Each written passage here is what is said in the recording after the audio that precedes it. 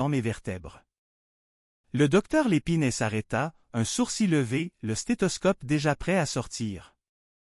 Ça fait combien de temps qu'il a ça? Demanda T.il d'un ton neutre en désignant d'un mouvement de menton la chambre de Grand-Papa D où provenaient de nouveaux gémissements. Pas lui, moi, répliqua Germaine avec un aplomb qui ne laissait place à aucune contestation. C'est de moi dont on parle. Madame, je suis ici pour examiner votre beau-père, rappela le docteur d'un ton sec, tentant de reprendre le contrôle de la situation. Germaine haussa les épaules, nullement démontée par ce rappel à l'ordre. Prenez votre temps avec lui, docteur. Il n'est pas pressé. C'est juste une question de temps de toute façon, il l'a dit lui-même. Hein, Grand-Papa? Elle entra dans la chambre d'un pas vif, suivie du médecin un peu déconcerté et de Carole qui s'excusait du regard. Germaine se pencha sur le vieil homme qui, sous ses couvertures épaisses, semblait soudain avoir rétréci de moitié. « Est-ce que tu es prêt à mourir, Grand-Papa » demanda-t-elle avec une curiosité presque enfantine, comme si elle lui demandait s'il voulait du sucre dans son café. « Oui, répondit la voix faible, étouffée par l'oreiller. « Ça va être fait vendredi. J'y ai déjà choisi ma cravate. » Vendredi, c'est parfait, nota Germaine en hochant la tête d'un air approbateur. Ça nous laisse le temps de préparer le buffet et de commander les fleurs sans payer le supplément pour livraison rapide. Le docteur Lépine ignora royalement la remarque et commença son examen. Il prit le pouls avec gravité, écouta le cœur, et finit par se redresser en ajustant ses lunettes avec un soupir qui n'annonçait rien de simple. « Il va falloir des tests plus approfondis, annonça-t-il. On ne peut pas rester dans le flou. » Des tests, s'inquiéta immédiatement Germaine, le radar financier s'activant instantanément. « Ça va-tu coûter cher, ça? » Parce que les tests, on sait quand ça commence, mais on ne sait jamais quand la facture s'arrête. Le docteur ne répondit pas directement à la provocation pécuniaire. « Je vais avoir besoin d'un échantillon de ses selles puis de son urine, expliqua-t-il en sortant des petits pots en plastique de sa mallette. Grand-Papa, qui n'entendait pas tout et dont l'attention flottait quelque part entre vendredi et sa perruche, fronça les sourcils. « Qu'est-ce qu'il dit » demanda-t-il en tendant l'oreille. Hésita Germaine avant de traduire à sa façon, très personnelle. « Il veut tes bobettes, Grand-Papa. Il paraît que c'est une nouvelle technique médicale de pointe venue directement des États-Unis.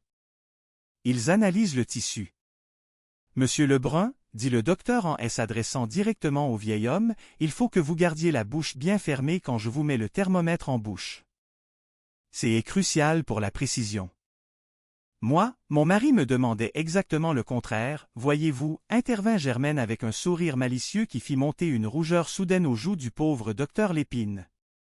Bon, bien, c'est pas le choix, reprit le médecin en essayant d'ignorer le commentaire, tout en sortant un autre instrument plus imposant. Il va falloir que je prenne sa température rectale. Pourriez-vous m'aider à le positionner, Madame Lebrun? Avec plaisir, répondit Germaine en s'avançant d'un pas décidé. La bobette, Grand-Papa. Le docteur fait dire que tu vas avoir une petite surprise, une sorte de cadeau de bienvenue dans le monde de la médecine moderne. Attention, hop là.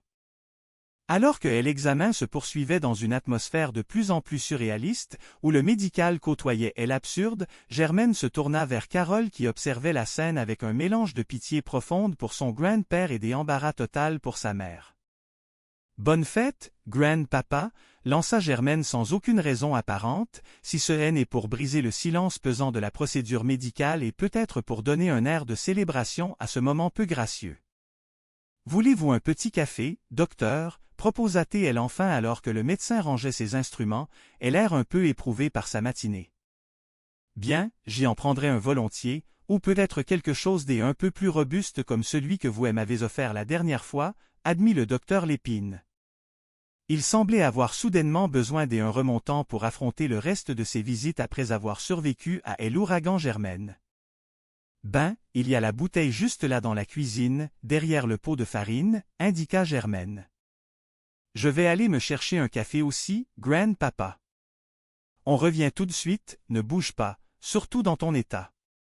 En sortant de la chambre, Germaine jeta un dernier regard par-dessus son épaule vers le vieil homme. Elle savait bien, au fond d'elle, que Grand-Papa n'était pas encore prêt pour le grand voyage de vendredi, mais dans cette demeure, on avait toujours préféré rire au nez de la faucheuse plutôt que de lui offrir une chaise et un café.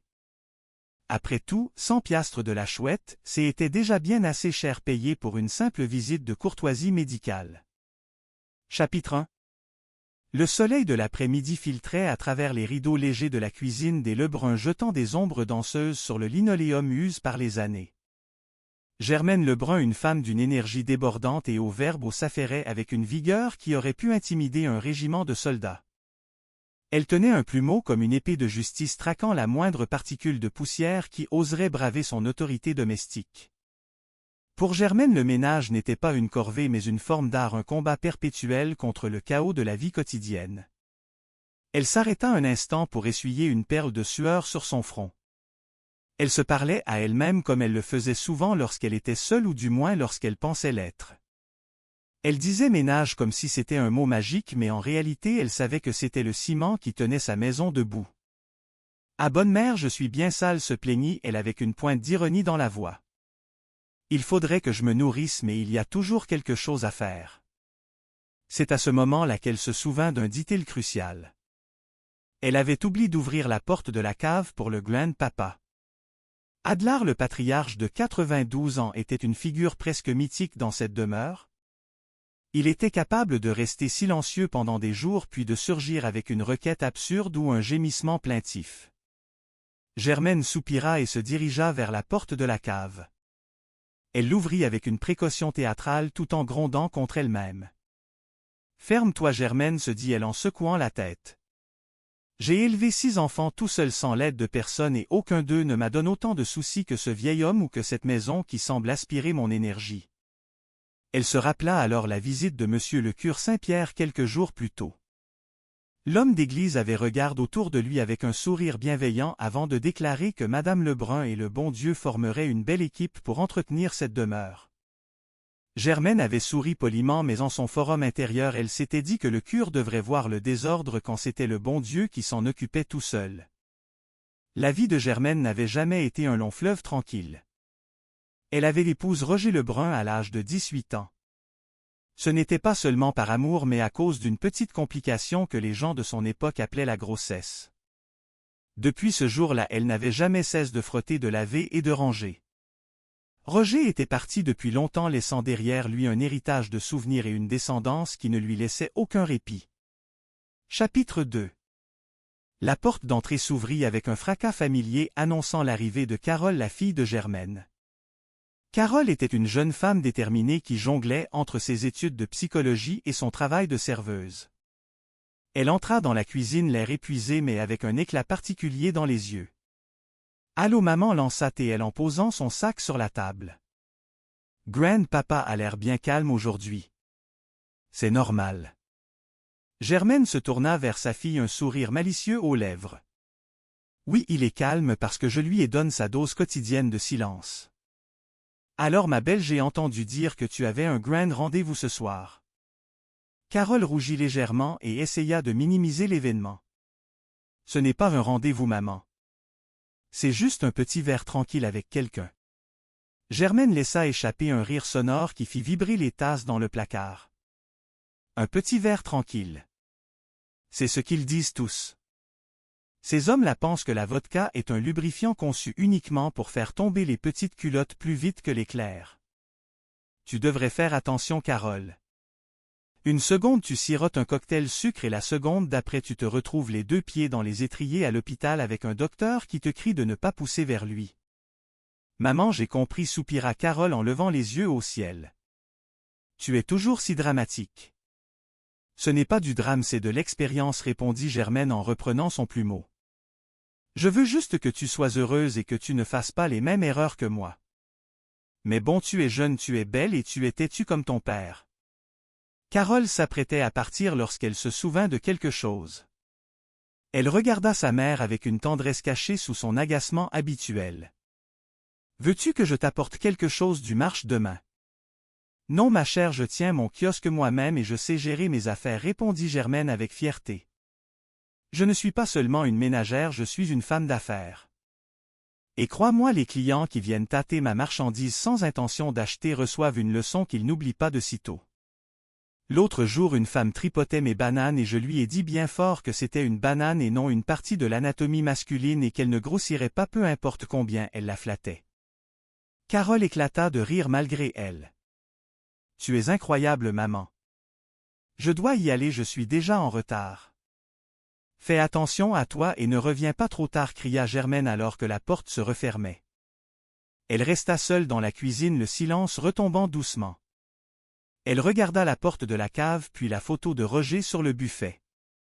Elle se sentait fatiguée, mais une flamme d'amour pour sa famille brillait toujours dans son cœur malgré les plaintes et les sarcasmes.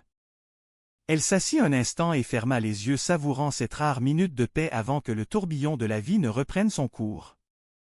Chapitre 3. Le calme fut de courte durée. Un bruit sourd provenant du couloir annonça l'arrivée de Bruno, le fils de Germaine. Bruno était un homme au grand cœur mais dont la vie sentimentale ressemblait souvent à un champ de mine après une averse. Il entra dans la cuisine, les épaules voûtées, le regard fuyant et un soupir qui semblait porter toute la misère du monde. « Allô mon trésor » lança Germaine sans lever les yeux de son travail. « C'est quoi la promotion cette semaine au travail? » « Des burgers. » Bruno s'assit lourdement sur une chaise. « Ouais, des burgers, maman. »« Mais je m'en fiche des burgers. » Germaine s'arrêta et le regarda avec attention. Elle connaissait ce ton. C'était le ton de la catastrophe imminente. « Pourquoi es-tu si triste, mon grand? Est-ce que Winnie l'ourson a encore des problèmes avec la police ou est-ce que c'est encore une histoire de cœur? » C'est Geneviève, avoua Bruno dans un murmure. Elle a casse. L'écœurante, s'exclama Germaine avec une franchise qui lui était propre. Elle est toujours en train d'aller et venir, celle-là. Maman, ce n'est pas une écœurante, protesta Bruno sans grande conviction. Qu'est-ce que tu as fait encore pour qu'elle te laisse, demande sa mère en posant ses mains sur ses hanches. Rien, maman. Elle m'a rien fait. C'est juste que... Pour être honnête, je n'ai pas envie d'en parler. Germaine hocha la tête avec une compassion feinte. Je comprends, mon trésor. C'est douloureux. Mais dis-moi quand même, qu'est-ce que tu as fait? Maman, je t'ai dit que je ne voulais pas en parler, cria presque Bruno avant de se lever. Tu veux un petit café, proposa Germaine changeant de tactique. Non, mon break est fini, je dois y retourner bien vite. Prends au moins un biscuit avant de partir, insista T.L. J'ai des pâtes d'ours toutes fraîches. Bruno attrapa un biscuit et sortit en trombe tandis que Carole revenait dans la Pisselaire préoccupée par ses propres livres. Il est bien trop tard pour étudier, maman, soupira la jeune femme. Je ne dors plus à cause des histoires de Bruno et Geneviève. Tu m'impressionnes, Carole, dit Germaine avec une rare sincérité. Étudier tout en travaillant comme serveuse, c'est une preuve de grande persévérance. Celui qui aura la chance de te mettre le grappin dessus sera l'homme le plus heureux au monde. Pas mal pour une veuve qui a élevé ses enfants toute seule, n'est-ce pas, ajouta Germaine avec un clin d'œil. Maman, s'il te plaît, ne commence pas avec ton discours de martyr, sourit Carole. Qu'est-ce qu'on va faire pour Bruno? Je pense qu'on ferait mieux de se mêler de nos affaires et de le laisser gérer ça tout seul, conseilla Carole. Mais Germaine savait déjà qu'elle ne pourrait pas rester les bras croisés. Une maman, ça intervient toujours même quand on ne lui demande rien. Chapitre 4. Alors que la soirée s'installait, une nouvelle inquiétude surgit du fond de la maison. Un gémissement étrange provenant de la chambre d'Adlar alerta les deux femmes. Carole et Germaine se précipitèrent au chevet du vieil homme qui